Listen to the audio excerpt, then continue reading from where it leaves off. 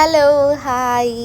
ഇന്ന് ഞങ്ങൾ മാത്രമല്ല, എൻ്റെ കൂടെ ഇന്ന് എൻ്റെ അപ്പച്ചിയും കൂടിയുണ്ട്. അപ്പം അപ്പച്ചി വാടിയിൽ പോയി മീനൊന്നും രാത്രി കാലങ്ങളിൽ കണ്ടിട്ടില്ല. അപ്പം സത്യം പറഞ്ഞാൽ അപ്പച്ചിക്ക് ഇതൊക്കെ ഒരു അതിശയമായിരുന്നു. അങ്ങനെ ഞങ്ങൾ മീൻ നോക്കി നോക്കി അവസാനം വാളയിലെത്തി. അപ്പോൾ അവിടുത്തെ ചേച്ചി തന്നെ ഞങ്ങൾക്ക് വാളയൊക്കെ ക്ലീനാക്കി തന്നു. അതിനുശേഷം വീണ്ടും ഒരു മീൻ വീണ്ടും അടുത്ത മീനുകൾ കാണണമെന്നും അവിടെ ഒരു സ്റ്റോളുകളുണ്ട്.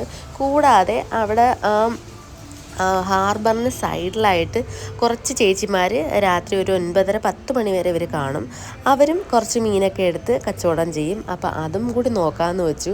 സത്യം പറഞ്ഞാൽ അപ്പയൊക്കെ നാട്ടിലെന്ന് വെച്ചാൽ നേരം വെളുക്കുമ്പോൾ ഏതെങ്കിലും ഒരു മീൻകാരൻ കൊണ്ടുവരും. അവരിൽ നിന്ന് കുറച്ച് മീൻ വാങ്ങും, അത് കറി വയ്ക്കും. പക്ഷെ ഇങ്ങനെയൊക്കെ കാണുന്നത് ഇവിടെ വരുമ്പോഴാണ് കേട്ടോ. അപ്പയ്ക്കൊക്കെ ഇത് ഭയങ്കര അതിശയമാണ്.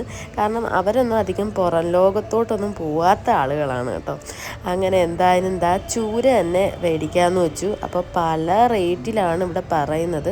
പക്ഷേ അത്യാവശ്യം വലിയ ചൂരയാണ് കേട്ടോ. അപ്പോൾ ഒരു 500 രൂപ 400 രൂപ റേഞ്ചിലാണ് ചേച്ചിമാർ പറഞ്ഞുകൊണ്ടിരിക്കുന്നത്.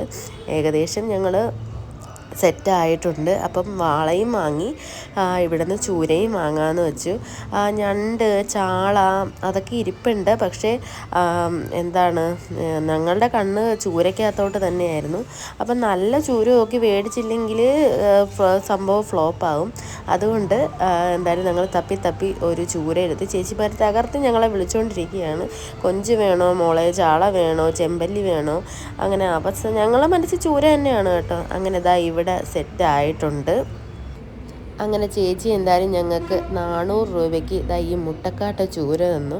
അപ്പം എനിക്ക് സത്യം പറഞ്ഞാൽ സന്തോഷമായി കേട്ടോ. ഇത് അപ്പച്ചിയെ കൊണ്ട് തന്നെ വെപ്പിക്കണം എന്നാണ് എൻ്റെ മനസ്സിൽ പറയുന്നത്. കാരണം ഞാൻ തന്നെ വെച്ച് സത്യം പറഞ്ഞാൽ അങ്ങ് മടുത്തു. ആരെങ്കിലും വെച്ച് തരുമ്പോൾ സന്തോഷമാവില്ലേ.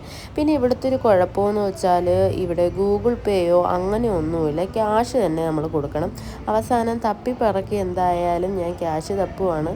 പിന്നെ ചേച്ചിമാർ അയിലയൊക്കെ ഉണ്ടെന്ന് പറഞ്ഞു. പക്ഷേ എല്ലാം കൂടി ആയാൽ ആര് കഴിക്കും? അങ്ങനെ എന്തായാലും നുള്ളിപ്പറക്കി ക്യാഷ് എടുക്കുവാണ്. ഇപ്പോൾ ഗൂഗിൾ പേ ആണെങ്കിൽ ഓക്കെ ആയിരുന്നു. പക്ഷേ ഈ ക്യാഷ് സത്യം പറഞ്ഞാൽ ഇപ്പോൾ ആരുടെയും കയ്യിലില്ല. അങ്ങനെ എന്തായാലും ചെറിയൊരു പൊടി മഴയൊക്കെ ഉണ്ട്. ഈ മഴ പെയ്താൽ എൻ്റെ കാര്യം പോക്കാണ്. അപ്പോഴേ ജലദോഷവും പനിയും വരും. അങ്ങനെ ഉള്ളതും വാങ്ങിയതാ വീട്ടിലോട്ട് പോവാണ്. എത്ര മീൻ കണ്ടാലും സത്യം പറഞ്ഞാൽ ഇവിടെ വന്നാൽ കൊതി തീരത്തില്ല കേട്ടോ. അത്രമാത്രം മീനാണ്. പ്രത്യേകിച്ച് കൊല്ലമാണല്ലോ. അപ്പോൾ അപ്പുറവും ഇപ്പുറവും എല്ലാം മീൻ തന്നെയാണ്. ഞാൻ സത്യം പറഞ്ഞാൽ ഈ സൈഡ് നോക്കുന്നത് കുറച്ച് ഉണക്കമീൻ കിട്ടുമെന്നാണ്. കുറച്ച് ഫ്രഷ് ആയിട്ടുള്ള ഉണക്കമീൻ എനിക്ക് ഒരു ചേച്ചി തരാറുണ്ട്. പക്ഷേ ചേച്ചി ഇന്ന് കാണുന്നില്ല. മഴ ആയതുകൊണ്ടായിരിക്കും.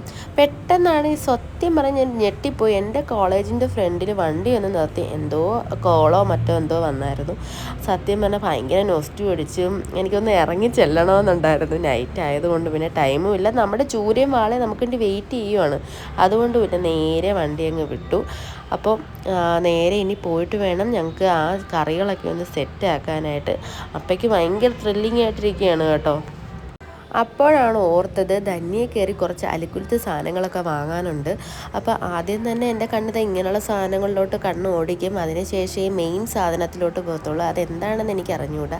എപ്പോഴും അങ്ങനെയാണ്. അവിടെ ഒരുത്തൻ എൻ്റെ അടുത്ത് പറയാം, അത്യാവശ്യമുള്ള സാധനം നീ കയറിപ്പോയി മേടിച്ചിട്ട് വേഗം ഇറങ്ങി മതി. പക്ഷെ അങ്ങനല്ലേ, എനിക്ക് എല്ലാത്തിലും ഒന്ന് കണ്ണോടിക്കണം.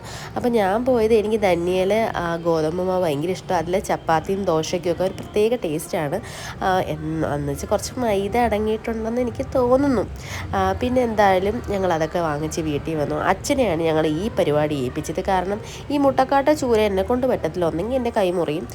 അപ്പോൾ അച്ഛനത് സെറ്റാക്കി വൃത്തിയാക്കി കട്ട് ചെയ്ത് കഴുകി നീറ്റാക്കി തരും കേട്ടോ. അതാണ് അച്ഛൻ്റെ കട്ടിങ്ങിലുള്ളൊരു പ്രത്യേകത. ആ സമയം കൊണ്ട് സുഗന്ധിയപ്പതാണ്ട് കൊച്ചുള്ളിയും വെളുത്തുള്ളിയും തക്കാളിയും പച്ചമുളകും എല്ലാം സെറ്റാക്കിയിട്ടുണ്ട്. അപ്പം തന്നെയാണ് ഇത് വയ്ക്കാൻ ഞാൻ പറഞ്ഞിരിക്കുന്നത്. അപ്പോൾ ഇത് കറിക്കായിട്ടുള്ളതും ഇത് വറുക്കാനായിട്ടുള്ളതുമായിട്ടാണ് സെപ്പറേറ്റ് ആയിട്ട് ചെയ്തു വെച്ചിട്ടുണ്ട്. അങ്ങനെ പരിപാടി ഇവിടെ ആരംഭിച്ചിട്ടുണ്ട്.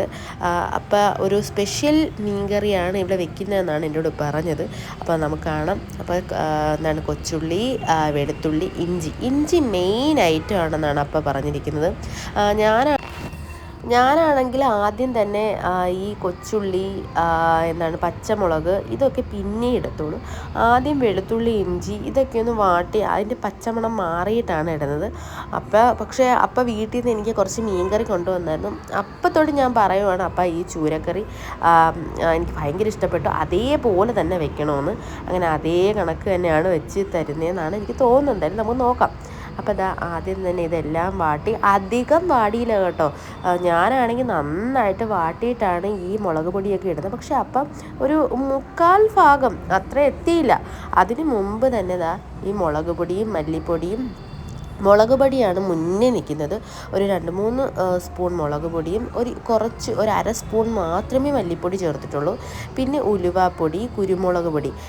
ഞാൻ ഉലുവാപ്പൊടി കറി തിളച്ചതിന് ശേഷമാണ് ഇടുന്നത്. പക്ഷെ നേരത്തെ ഇട്ടു. നന്നായിട്ട് ഇളക്കിയിട്ടുണ്ട്.